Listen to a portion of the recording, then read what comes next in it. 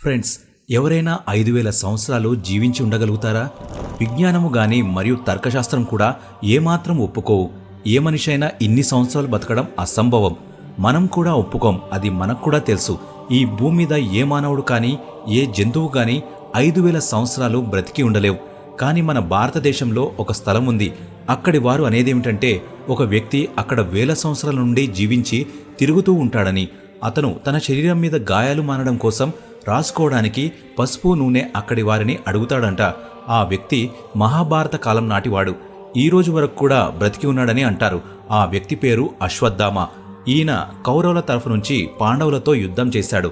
ఈయన చేసిన ఒక తప్పిదమును బట్టి ఈయనకు శాపం వరించింది. ఈ కారణం చేత లోకం అంతమయ్యే వరకు బ్రతికి ఉండాలని శపించడం జరిగింది. ఈ రోజు మన వీడియోలో నిజంగా అశ్వత్థామ బ్రతికి ఉన్నాడా లేడా అనే విషయాన్ని తెలుసుకుందాం. ఈ విషయం నిజమా అబద్ధమా తెలుసుకునే ప్రయత్నం చేద్దాం.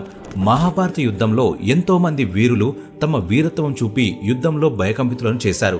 ఫ్రెండ్స్, మహాభారతము ఒక మహాకావ్యము. ఇది హిందూ ధర్మానికి ఆధారమై ఉన్నది. ఈ యొక్క మహాభారత మహాకావ్యమును శ్రీ గణేష్ భగవానుని చేతులతో రాయబడింది. ఈ విషయాన్ని వేదవ్యాసుడే స్వయంగా చెప్పాడు. మహాభారత యుద్ధం రాజ్యాధికారం కొరకు కౌరవులకు పాండవులకు మధ్యలో జరిగింది. ఈ యుద్ధంలో కౌరవుల తరఫున శ్రీ ద్రోణాచార్యుడు యుద్ధం చేశాడు. ద్రోణాచార్యుని కుమారుడైన అశ్వత్థామ కూడా కౌరవుల తరఫున యుద్ధం చేశాడు. అశ్వత్థామ కూడా మంచి యుద్ధశాలి. అశ్వత్థామ జన్మము మహాభారత కాలంలో జరిగింది, అనగా ద్వాపర యుగంలో జరిగింది. ద్రోణాచార్య దంపతులకు సంతాన ప్రాప్తి కలగకపోవడం చేత వారు తిరుగుతూ హిమాచల వైపు వెళ్లారు.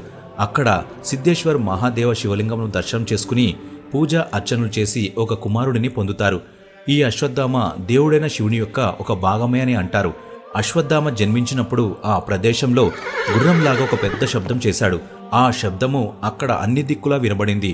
అప్పుడే ఆకాశవాణి ద్వారా ఈ విశిష్ట బాలుడి పేరు అశ్వత్థామ అని చెప్పబడింది. అశ్వత్థామ యొక్క నొసటిపై ఒక మణి ఉంటుంది. దాని ద్వారా ఎలాంటి రాక్షసుని యొక్క, మానవుని యొక్క, జంతువు యొక్క భయం లేకుండా చేస్తుంది. అశ్వత్థామ జన్మముతోనే నొసటి మీద మణి ఉన్నది. ఇతని తల్లి పేరు కృపి ద్రోణాచార్యుడు వీరి వారి జీవితంలో ఎంతో సంఘర్షణ చేశారు. అశ్వత్థామకు త్రాగడానికి పాలు దొరికేవి కావు. అశ్వత్థామ తన చిన్నతనంలో ఏదో ఒక విధంగా తిని త్రాగి గడిపాడు. తన స్నేహితులతో నేను పాలు తాగానని అబద్ధం చెప్పేవాడు. అప్పుడు ద్రోణాచార్యుడు తన కుమారుని విషయంలో దోషి నేనే అన్నాడు. అతని పాల కోసం ఎక్కడైనా పాలు ఇచ్చే ఆవు దానంగా దొరుకుతుందో అని అంతటా వెతికాడు. ఎక్కడ కూడా దొరకలేదు. ఆఖరిగా తన మిత్రుడైన ద్రుపదుడు అనే రాజు దగ్గరికి వెళ్లాలనుకుంటాడు. తన కుమారుడైన అశ్వత్థామను తీసుకుని ద్రుపదుని రాజదర్బార్లోకి వెళ్తాడు. అప్పుడు రాజ్యసభ నుండి అశ్వత్థామ తండ్రిని బయటకు గెంటేస్తారు. తన పేదరికము అధికం కావడంను బట్టి హస్తినాపురంకు వెళ్లడానికి నిర్ణయించుకుంటారు.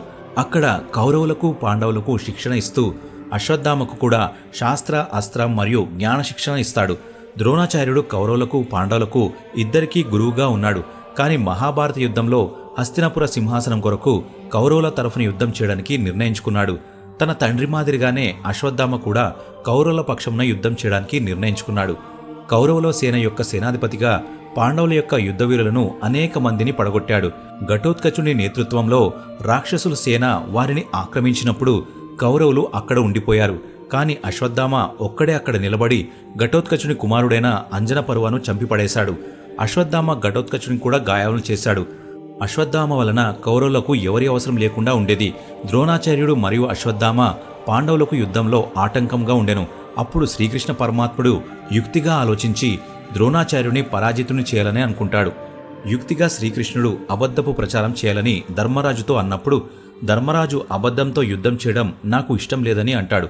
అప్పుడు శ్రీకృష్ణుడు చెప్పిన ప్రకారం అశ్వత్థామ అనే ఏనుగును వధిస్తారు. అప్పుడు అశ్వత్థామ చనిపోయాడని ద్రోణాచార్యుడు గ్రహించి దుఃఖము పొంది శస్త్రమును వదిలిపెడతాడు. ఇది చూచిన దృష్టదుమ్యుడు వెంటనే ద్రోణాచార్యుని యొక్క తలని నరికివేస్తాడు.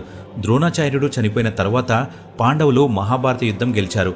యుద్ధం అయిపోయిన తర్వాత పాండవులు ఒకవైపు గెలిచిన సందర్భంగా విందు చేసుకుంటుండగా రెండో వైపు అశ్వత్థామ తన తండ్రి చనిపోవడం బట్టి ఎంతో దుఃఖపడ్డాడు. తన పగ తీర్చుకోవడానికి ఆలోచించి అశ్వత్థామ రాత్రి పాండవుల విందుశాలలో ప్రవేశించి పాండవులతో యుద్ధం మొదలుపెట్టాడు. అశ్వత్థామ ద్రౌపది పుత్రులందరినీ చంపిపడేస్తాడు. అప్పుడు అర్జునుడు కోపంతో అశ్వత్థామను వెంబడించడం చూచి అశ్వత్థామ అర్జునుడి మీదకు బ్రహ్మాస్త్రాన్ని వదులుతాడు. అశ్వత్థామకు బ్రహ్మాస్త్రాన్ని వదలడమే తెలుసు, దాన్ని వెనుకకు తీసుకోవడం తెలియదు. అశ్వత్థామ ఆ బ్రహ్మాస్త్రాన్ని ఆపడానికి అభిమన్యుని భార్య అయిన ఉత్తర యొక్క గర్భం వైపు తిప్పుతాడు. ద్రౌపది తన పుత్రులందరూ చనిపోవడం చూసి దుఃఖపడుతుంది. అప్పుడు అర్జునుడు అశ్వత్థామను పట్టుకుని ద్రౌపది దగ్గరకు తీసుకుని వస్తాడు. కాని ద్రౌపది అశ్వత్థామను క్షమిస్తుంది. కాని శ్రీకృష్ణుడు క్షమించకుండా ఒక స్త్రీని చంపిన నేరానికి అశ్వత్థామ నొసటి మీద ఉన్న ఆ మణిని తీసివేసి కలియుగం అంతమయ్యే వరకు ఉండే విధంగా శపిస్తాడు. అశ్వత్థామ నొసటి మీద ఉన్న మణిపోవడం బట్టి సర్వశక్తులు కోల్పోతాడు. మరియు ఆ నొసటి నుండి ఎప్పుడూ రక్తం కారుతూనే ఉంటుంది. మరియు మహాభారత యుద్ధంలో అతని శరీరం మీద కలిగిన గాయాలు ఇప్పటి వరకు మానిపోలేదు. అర్జునుడు అశ్వత్థామను అవమానపరిచి అక్కడి నుండి పంపివేస్తాడు. మహాభారత యుద్ధం అయిపోయిన తర్వాత కౌరవుల తరఫు నుంచి 3 మిగిలారు. వారు కృపి, కృతివర్మ మరియు అశ్వత్థామ. కృపి హస్తినాపురం వెళ్ళిపోతుంది. కృతివర్మ ద్వారకా వెళ్ళిపోతాడు. అశ్వత్థామను వ్యాసమహర్షి చేర్చుకుంటాడు. ఈ రోజు వరకు కూడా అశ్వత్థామ బ్రతికి ఉన్నాడని అంటుంటారు. ఒరిస్సా, ఉత్తరాఖండ్ అడవుల్లో కనబడుతుంటాడని అంటారు. మరియు మధ్యప్రదేశ్లోని జబల్పూర్లో గోరీఘాట్ అనే ప్రదేశంలో తిరుగుతుంటాడని అంటారు. అక్కడి స్థానిక ప్రజలు స్వయంగా అశ్వత్థామను వారి కళ్లతో చూసినట్టు చెప్తారు. మరియు వారు అశ్వత్థామ యొక్క నొసటి నుండి రక్తం కారుతూనే ఉంటుందని చెప్తారు. అందుకే అశ్వత్థామ రక్తం కారకుండా ఆగడానికి అక్కడి స్థానిక ప్రజల నుండి పసుపు, నూనె అడుగుతుంటాడు. ఎవరైనా అశ్వత్థామను చూసినట్లయితే వారి మానసిక స్థితి చెడిపోతుందని ఆ గ్రామం యొక్క వృద్ధులు అంటారు. మన వేదాల ప్రకారం అశ్వత్థామ అష్టచిరంజీవుల్లో ఒకడని, ఈ రోజు వరకు కూడా అమరులు అయి ఉన్నారని అంటారు. సమయం బట్టి వారు కనబడుతుంటారని, చీకటైన తర్వాత అసీంగఢ్లోని ఒక కోటలో ఎవరిని అక్కడ ఉండనివ్వరు.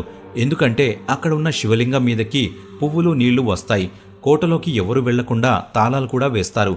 ఎవరైనా వెళ్లాలనుకుంటే దివ్యశక్తి ఉన్నవారే అక్కడికి వెళ్ళగలుగుతారు. ఫ్రెండ్స్, ఈ వీడియోకి సంబంధించిన ఏమైనా సాక్ష్యాలు, నిజాలు మీకు తెలిసినట్లయితే కామెంట్ బాక్స్లో తెలియచేయండి.